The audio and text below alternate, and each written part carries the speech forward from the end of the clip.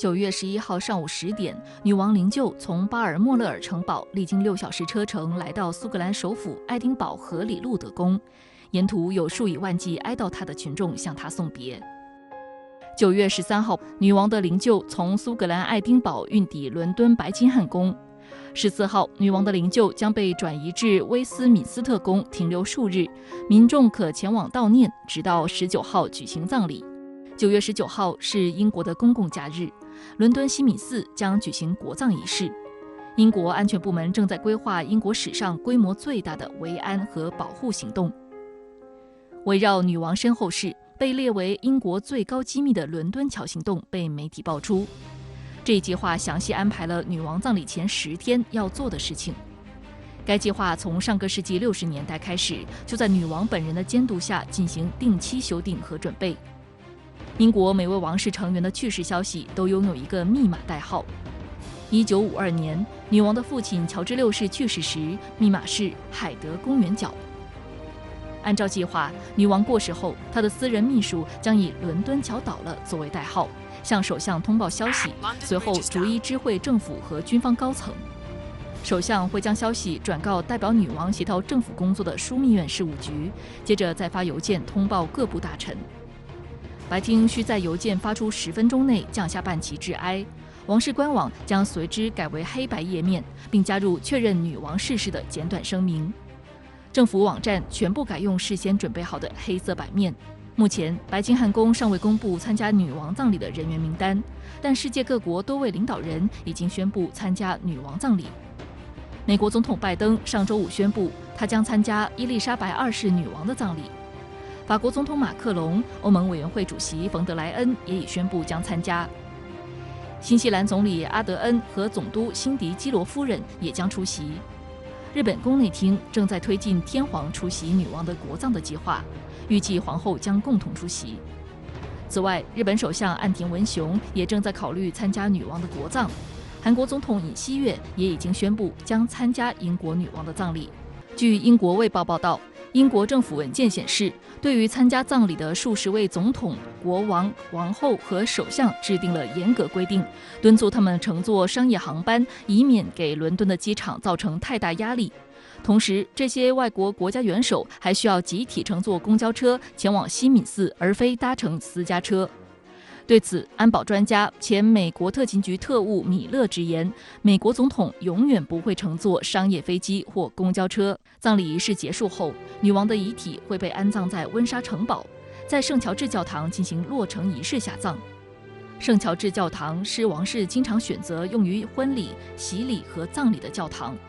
这里也是女王已故丈夫菲利普亲王葬礼的举办地。整个流程下来，预计会花费上千万英镑。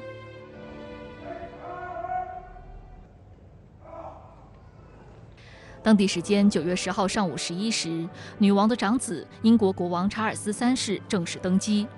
现年73岁的英国国王查尔斯3世是英国历史上担任王位继承人身份时间最长的王储，也是英国历史上登基时年龄最大的君主。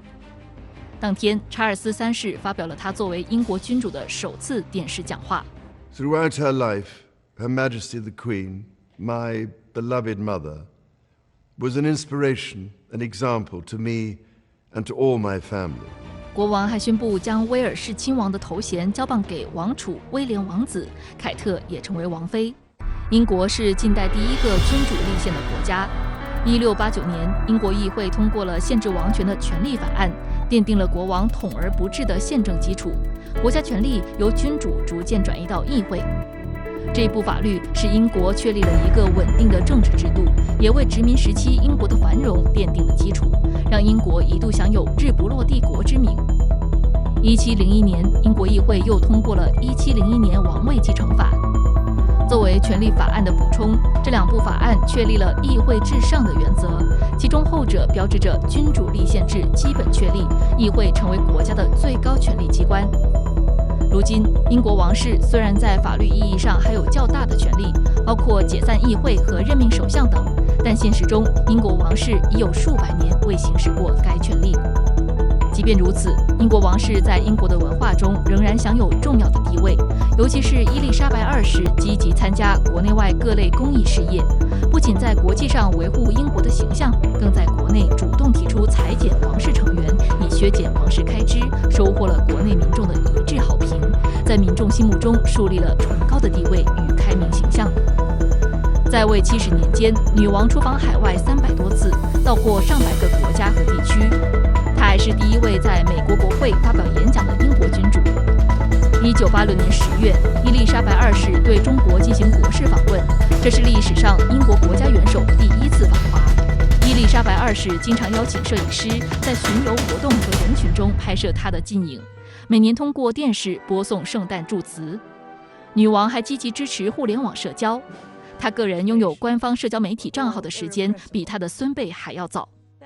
2014年，女王在访问伦敦大英科学博物馆期间发布了她的第一条推文。2019年发布了她的第一则 Instagram 帖子。为了吸粉，她还聘请了社交媒体运营官。有分析就认为，伊丽莎白女王最大的成就之一就是打造了一个稳定、守规则的君主形象。尤其是在世界政治局势动荡不宁、变幻莫测的当下，女王扮演了英国文化的稳定器。无论是英国英联邦的虚位首脑，还是大不列颠的联合王国的元首，亦或是王室大家庭的老祖母，作为一个100岁老人，经历了世纪风雨，在大众场合大都以微笑示人。他成为了一个符号，既是粘合剂，也是稳定剂。不过，英文媒体报道称，女王去世后，英国王室还能不能存续，值得打上个问号。